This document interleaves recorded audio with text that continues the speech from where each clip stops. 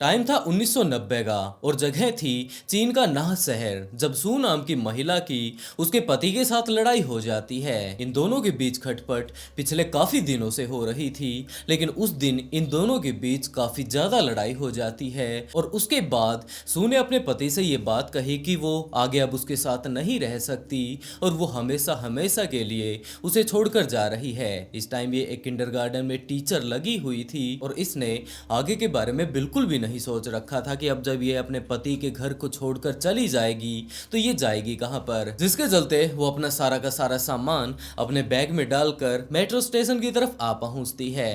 अब करीबन दोपहर का टाइम हो चुका था।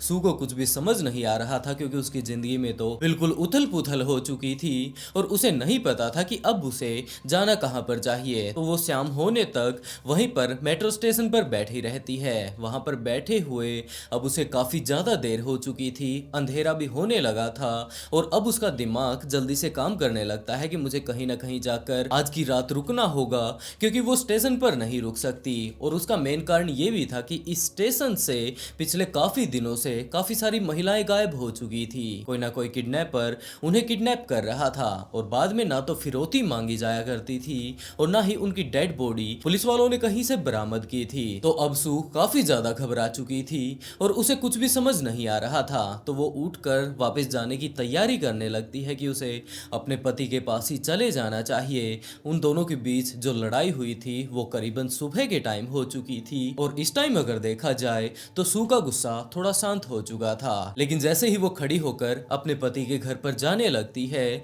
तो उसने देखा कि उसकी राइट साइड से एक काफी ज्यादा खूबसूरत लड़का उसकी तरफ आ रहा है। इस टाइम अपने पुराने दिनों को याद करके, अपने हालातों को याद करके सू रो रही थी। उसकी आंखों में आंसू थे, लेकिन जैसे ही उसने उस लड़के को देखा तो वो दूसरी तरफ देखने लगती है और वापस वहीं पर बैठ जाती है। पता नहीं उसके दिमाग में क्या चल रहा था, उसने उस लड़के की तरफ देखना बिल्कुल ही बंद कर दिया। शायद वो उसे इग्नोर करना चाहती थी। वो वेट कर रही थी कि जब ये लड़का यहाँ से चला जाएगा उसके बाद वो उठकर वहां से चली जाएगी। लेकिन ये जो लड़का था बिल्कुल इसके पास ही आकर खड़ा हो जाता है और इस टाइम सू को काफी अच्छे से पता था कि पिछले काफी दिनों से इस मेट्रो स्टेशन से काफी सारी महिलाएं गायब हो चुकी थी। तो वो अपने आप को बचाने के लिए जो उसने अपने पास बैग ले रखा था उसी से वो लिपटने लगती है और ये चीज देखने लगती है कि इन दोनों के अलावा इस मेट्रो स्टेशन पर कोई और नहीं है। तो वो थोड़ी अब घबरा भी चुकी थी, लेकिन उसके दिमाग में ये बात भी चल रही थी कि एक खूबसूरत लड़का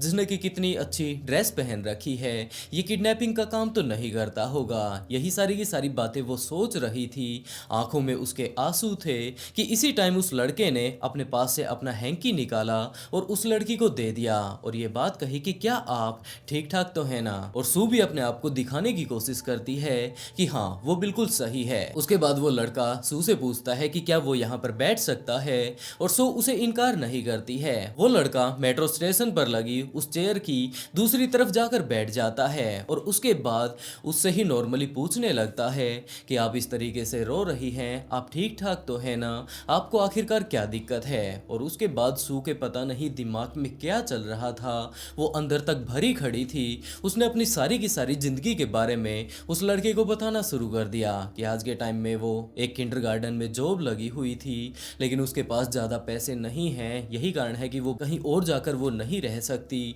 उसके पति के साथ पिछले काफी दिनों से उसकी लड़ाई चल रही है और आज अगर देखा जाए तो वो अपने पति को बिल्कुल ही छोड़कर आ चुकी है। वो आ तो गई है लेकिन अब इसे बिल्कुल भी अंदाजा नहीं है कि इसे जाना कहां पर चाहिए। यही सारी बातें बता लेने के बाद जैसे ही सू रुकती है तो उसके दिमाग में ये बात आती है कि मैंने इतनी सारी बातें इस आदमी को क्यों बता दी। ये तो शायद बोर हो गया होगा और अपनी पर्सनल बातें हमें किसी को बतानी भी नहीं चाहिए, क्योंकि हो सकता है सामने वाला बंदा उसका गलत फायदा उठा ले। और दूसरी तरफ जो वो खूबसूरत सा लड़का था वो वहीं पर बैठा हुआ सू की सारी बातों को बड़े ही ध्यान से सुन रहा था और उसके बाद वो थोड़ा कंफर्टेबल होते हुए सू से ये बात पूछता है कि क्या वो जॉब करना चाहेंगी, क्योंकि यहाँ पास में ही उसकी एक फैक्ट्री है और उसके लिए उसे एक मेहनती मजदूर की जरूरत है। वो उसे काफी सारे पैसे देने वाला है, लेकिन उसे काम काफी ज्यादा सफाई से करना होगा। सू इस चीज के लिए तैयार हो जाती है। पहले तो वो इस लड़के से बहुत ज्यादा घबरा रही थी कि हो सकता है ये इसे किडनैप करके ले जाए, लेकिन बाद में इसका हुलिया वगैरह देख लेने के बाद जब इसे पता चलता है कि ये तो एक फैक्ट्री का मालिक है, तो वो इस बात के लिए राजी हो जाती है। थोड़ी सी वो कंफ्यूज भी थी, लेकिन ये सारी ही बातें बता लेने के बाद वो व्यक्ति वहां से उठकर चलने लगता है कि इसी टाइम सू उसे रोक लेती है और ये बात कहती है कि हाँ, उसे एक जॉब की ज़रूरत है जिसमें काफ़ी अच्छी सैलरी हो और वो खुद का पालन पोषण बड़े ही आराम से कर पाए। तो वो तैयार हो जाता है बंदा कि तुम अगर चाहो तो अभी मेरे साथ मेरे घर पर चल सकती हो और वहाँ पर बैठकर हम लोग अपनी जॉब के बारे में सारी ही चीज़ें डिटेल से डिस्कस कर पाएंगे। लेकिन अब दोबारा से सू कंफ्यूज हो जाती है कि रात का टाइम हो चुका है और अगर वो इस बंदे के साथ जाती है तो उसे कहीं प्रॉब्लम तो नहीं होगी। और ये बातें बोलकर वो लड़का भी यहाँ से जाने लगता है कि शायद ये लड़की अपने आप को मेरे साथ कंफर्टेबल महसूस नहीं कर रही है। लेकिन जैसे ही वो लड़का वहां से जाने लगता है तो सू पीछे से उसे आवाज देने लगती है कि वो उसके साथ चलने के लिए तैयार है, क्या कुछ उसे काम करना होगा, वो सारी ही चीजें डिटेल से वो उसे बता दे। और उसके बाद वो दोनों ही लोग पैदल पैदल इस मेट्रो स्टेशन से बाहर आ जाते हैं। आपस में वो लोग बातें कर रहे थे और इस लड़के ने बताया कि इसका नाम जिया बैग है। आपस में वो लोग जो कुछ भी नॉर्मली बातें वो लोग कर सकते थे वही बातें करते करते वो एक गली में आ पहुंचते हैं। गली में पहुंचकर वो लोग एक बड़े से घर के बाहर पहुंच चुके थे और वहां पर उस बड़े से घर को देखकर, उसकी साफ सफाई देखकर, अंदर काफी सारे सुंदर सुंदर पेड़ पौधे देखकर सू को ये विश्वास हो जाता है कि ये बिल्कुल एक जेन्युइन बंदा है और इसके साथ रहकर इसकी जो वो फैक्ट्री है वहां पर ये काम करके अपनी जिंदगी काफी अच्छे से बिता सकती है। यही सारी बातें सोचते सोचते सू जिया के साथ उस घर के अंदर आ जाती है। ये घर अंदर से बहुत ज्यादा खूबसूरत था। वो वहीं पर सोफे पर बैठ जाती है और दूसरी तरफ जिया ये बात कहता है कि वो उसके लिए चाय बना कर ला रहा है। वो आराम से वहीं पर बैठी रहती है और कुछ ही देर बाद जिया 2 कप चाय ले आता है। वो लोग आराम से वहां पर बैठकर चाय पीने लगते हैं, अपनी फैक्ट्री के बारे में बातें करने लगते हैं। जो कुछ भी सू जिया से उसके फैक्ट्री के बारे में पूछती है सारी ही चीजें वो डिटेल से बता देता है कि मेरी ये फैक्ट्री है, वहां पर मौजूद है, तुम्हें सुबह करीबन इस टाइम आना होगा, शाम को इस टाइम तक काम करना होगा। और वो बात अलग है कि काफी बार तुम्हें ओवर टाइम भी करना पड़ सकता है, लेकिन चिंता बिल्कुल भी मत करो क्योंकि अगर तुम ओवर टाइम करती हो तो तुमको उसके पैसे अलग से मिलने वाले हैं, ये उसकी तनख्वाह रहने वाली है। इसी तरीके की काफी सारी वो लोग आपस में बातें कर रहे थे। लेकिन इसी टाइम जिया एकदम से चुप हो जाता है। उसने बोलना बिल्कुल ही बंद कर दिया। चुपचाप वो वहां पर अपने सोफे पर बैठा हुआ था और दूसरी तरफ तब तक सू ने अपनी चाय खत्म कर ली थी। लेकिन जैसे ही उसने चाय खत्म की तो उसे पता चलता है कि चाय के कप में नीचे कुछ जमा हुआ है। और जैसे ही सू ने वो सारी ही चीजें देखी तब तक वो जिया से कुछ भी पूछने के लायक नहीं बची थी क्योंकि उसे लग रहा था कि शायद इसमें जहर था और वो अब अपनी जान गंवा चुकी है। उसे वो सारी ही चीजें याद भी आने लगती है कि इस तरीके से मेट्रो स्टेशन से काफी सारी लड़कियां गायब हो चुकी हैं और आज के टाइम में उनका कुछ भी अता पता नहीं बचा है। तो जरूर उन लोगों ने भी बिल्कुल इसी तरीके से अपनी जान गंवा दी थी। लेकिन जैसे ही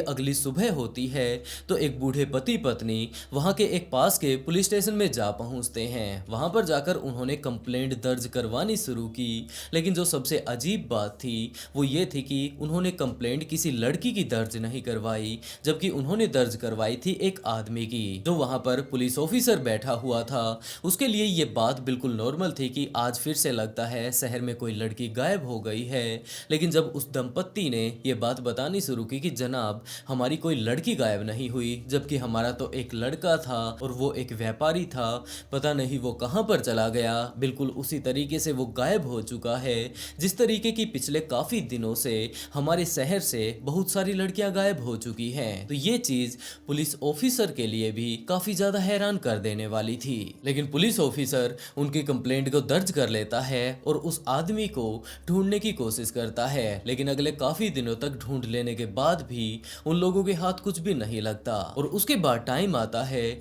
अक्टूबर 1990 का और अभी तक इस शहर से काफी सारे लड़के और लड़कियां गायब हो चुकी थी। पुलिस वालों को बिल्कुल भी अंदाजा नहीं था कि रात को लोग निकलते हैं उसके बाद डायरेक्टली गायब हो जाते हैं। इसके पीछे आखिरकार गायब करने वाला कौन है और असल में उन सभी की डेड बॉडी जा कहां पर रही है। अगर वो जिंदा नहीं मिल रहे हैं तो कम से कम उनकी डेड बॉडी तो हमें मिल ही जानी चाहिए। और अक्टूबर 1990 में जब पुलिस ऑफिसर्स जब यहाँ पर काफी सारे लोग गायब हो चुके थे तो काफी सारे मेट्रो स्टेशन के ऊपर छानबीन कर रहे थे। और इसी टाइम पुलिस ऑफिसर्स की नजर पड़ती है एक ऐसे कोट पैंट पहने हुए यंग लड़के के ऊपर जो कि देखने में काफी ज्यादा खूबसूरत था। वो अपने हाथ में एक बैग लेकर जा रहा था। उसने वो बैग एक स्पेसिफिक जगह पर रखा और उसके बाद उस बैग को यूं ही अबेंडेंट छोड़ते हुए वहां से जाने लगता है। इसके अलावा दो लोग और भी मौजूद थे जो कि बिल्कुल इसी तरीके का काम करते हैं। तो पुलिस ऑफिसर्स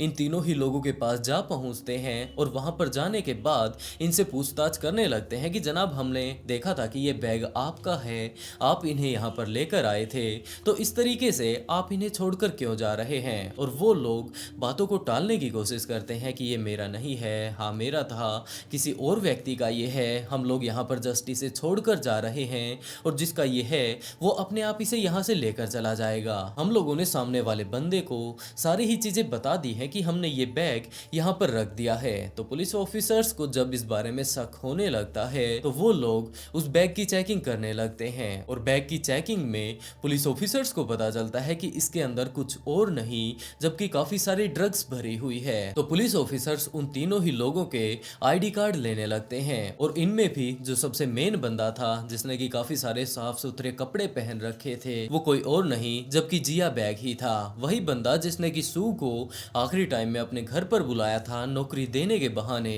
और उसके बाद सू गायब हो चुकी थी। तो वो लोग उन तीनों ही लोगों की इस टाइम आईडी कार्ड ले लेते हैं और उसके बाद उन्हें पुलिस स्टेशन लेकर जाते हैं। अभी तक पुलिस ऑफिसर्स ने इनके घर का भी पता लगा लिया था और ये लोग जब सारी ही चीजें डिटेल से नहीं बताते हैं तो वो लोग अपनी इन्वेस्टिगेशन पूरी करने के लिए इनके घर पर जा पहुंचते हैं और वहां पर जाकर सबसे पहले जिया के घर को देखकर पुलिस ऑफिसर्स को यही बात लगता है कि ये इनका अड्डा नहीं हो सकता, ये एक नॉर्मली घर है जहां पर कि अपने काम को अंजाम दे लेने के बाद यहाँ पर आते होंगे। तो पुलिस ऑफिसर्स को फिर भी अपनी छानबीन तो करनी ही थी तो वो लोग उनके घर के अंदर जा घुसते हैं, जिया के घर के अंदर, और वहां पर जाकर उसके पूरे ही घर को छान मारते हैं। लेकिन पूरे ही घर में उन्हें कोई भी ऐसी चीज नहीं मिली जिससे कि पुलिस वाले इस बात का अंदाजा लगा पाए कि इन सारी ही चीजों की ये लोग यहाँ से स्मगलिंग कर रहे थे। लेकिन उसी टाइम जब पुलिस वाले तहकीकात कर रहे थे तो एक ऑफिसर को एक तहखाने के बारे में पता चलता है कि अगर हम लोग इस तरीके से ये मेज हटा देते हैं तो नीचे की तरफ सीढ़ियां जा रही हैं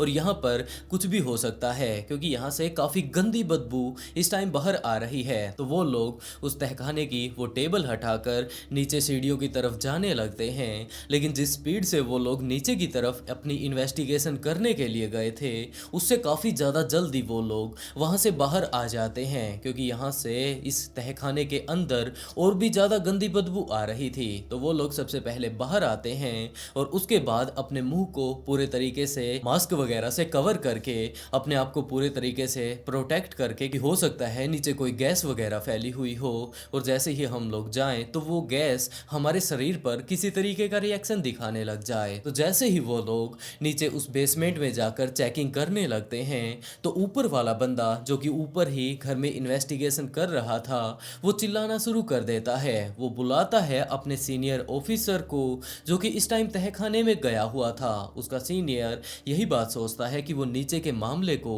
बाद में आकर देखने वाला है और वो तुरंत भागकर ऊपर की तरफ जाने लगता है क्योंकि ऊपर पुलिस ऑफिसर ने एक ऐसी सीडी को ढूंढ निकाला था जिसके अंदर की एक व्यक्ति को काफी ज्यादा बुरे तरीके से टॉर्चर किया जा रहा था और बाद में उसे बड़े ही बेरहमी से मार दिया जाता है। और ये सारा का सारा कांड उस टाइम हुआ था जब सू गायब हुई थी। ये जो रिकॉर्डिंग देखी थी इन लोगों ने ये उसी रात की थी। दरअसल उस रात ये घटना घटी थी कि जब जिया ने उसे चाय पिला दी थी तो सू को ये लग रहा था कि शायद इस बंदे ने मुझे जहर दे दिया है और उसने अपनी जान गंवा दी है। लेकिन उस घटना के करीबन आधे पौने घंटे बाद ही जिया की नींद खुल जाती है। उसे ये बात पता चलती है कि उसे तो बेहोश किया गया था और इस टाइम वो एक ऐसे कुएं में है जहां पर कि चारों ही तरफ अगर देखा जाए तो एक तरफ तो दीवार है, दूसरी तरफ जैली जैसा कुछ पदार्थ है और जो सबसे ज्यादा घबरा देने वाली बात उसके लिए थी वो ये थी कि यहाँ पर थोड़ी बहुत हलचल हो रही है। उसे बिल्कुल भी नहीं पता था कि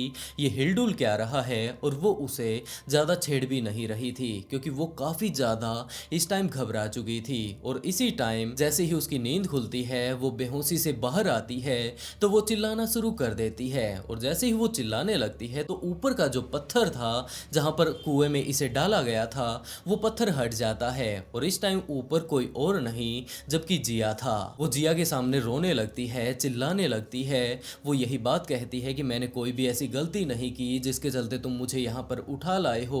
मैंने तो तुम्हारा कुछ बिगाड़ा भी नहीं है। तुम मुझे इस तरह से यहाँ पर क्यों बंद किए हुए हो और वो प्लीज उसे यहाँ से बाहर निकाल दे। वो बाहर निकालने के बदले जो कुछ भी उसे कहेगा वो सारी ही चीजें वो करने के लिए तैयार है। और दूसरी तरफ जिया भी इस चीज के लिए तैयार हो जाता है। उसने उस पत्थर को पूरे तरीके से हटा दिया और जैसे ही वो पत्थर हटता है तो नीचे सू ने देखा कि यहाँ पर इसके आसपास में जो काफी गंदी जो इसे बदबू आ रही थी, कुछ हिल डुल रहा था, वो कुछ और नहीं जबकि यहाँ पर काफी सारे और भी इंसानी अवशेष पड़े हुए हैं। काफी सारे ऐसे इंसान मौजूद हैं जो कि अपनी जान गंवा चुके हैं और बहुत सारे लोग ऐसे भी मौजूद हैं जो कि अभी भी जिंदा हैं लेकिन उनके शरीर में इतनी ज्यादा ताकत नहीं है कि वो कुछ कर पाए, जिसके चलते सू अपने आप को जल्द से जल्द यहाँ से बाहर निकालना चाहती थी और जिया उसे बाहर निकाल भी लेता है। बाहर निकालते ही वो उससे ये बात पूछता है कि क्या तुम सच में ही मेरे लिए सब कुछ कर सकती हो। और दूसरी तरफ अपनी जान बचाने के लिए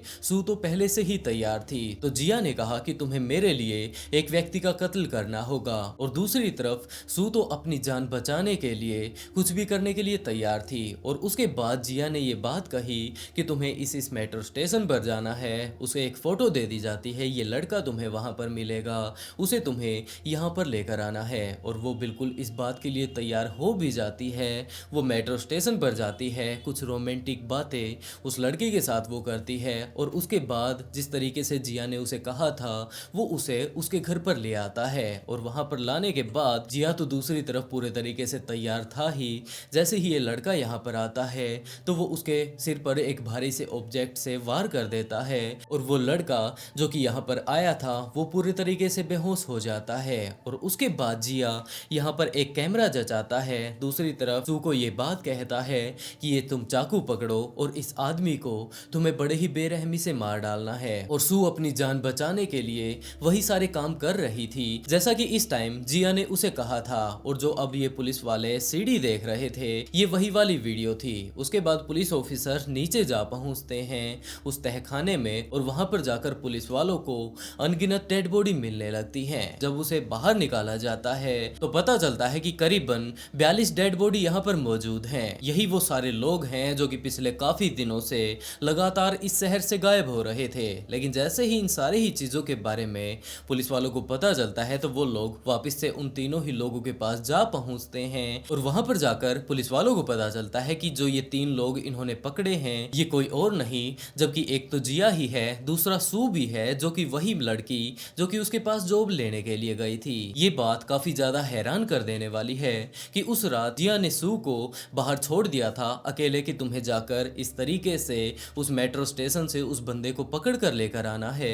तो वो सीधा का सीधा मेट्रो स्टेशन ही क्यों गई, वो डायरेक्टली पुलिस स्टेशन भी जा सकती थी, वहां पर जाकर सारी ही चीजें डिटेल से बता सकती थी कि इस तरीके से एक बंदे ने उसे किडनैप कर लिया था और उसके पास क्या क्या एविडेंस है जिससे कि पुलिस वाले उसके ऊपर विश्वास कर सकते हैं। लेकिन ऐसा सू ने बिल्कुल भी नहीं किया जबकि वो जिया का साथ देने लगता है। और तीसरी जो महिला उन लोगों के साथ थी वो थी जिया की पत्नी। ये तीनों ही लोग इन सारे लोगों का पिछले काफी दिनों से शिकार कर रहे थे। पुलिस वालों ने बाद में इनसे काफी सारी पूछताछ की कि आखिरकार वो लोग इस तरीके का काम करते ही क्यों थे, लेकिन उन्होंने कुछ भी इसके बारे में नहीं बताया। और बाद में इन लोगों के इस तरीके के कारनामों को देखते हुए 24 जनवरी 1992 को इन्हें फांसी की सजा दे दी जाती है। वैसे दोस्तों आज के लिए बस इतना ही। अगर वीडियो पसंद आया हो तो वीडियो को लाइक कर ब्लडी फाइल्स को सब्सक्राइब जरूर कर लें क्योंकि इसी तरीके के काफी सारे ट्विस्टेड केस मैं यहाँ पर लेकर आता रहता हूँ। और इसी के साथ दोस्तों आज का शाउट आउट कतरीन नागा को and write beautiful comment to get shout out in next video. बहुत जल्द मिलते हैं एक और नए ट्विस्टेड केस के साथ।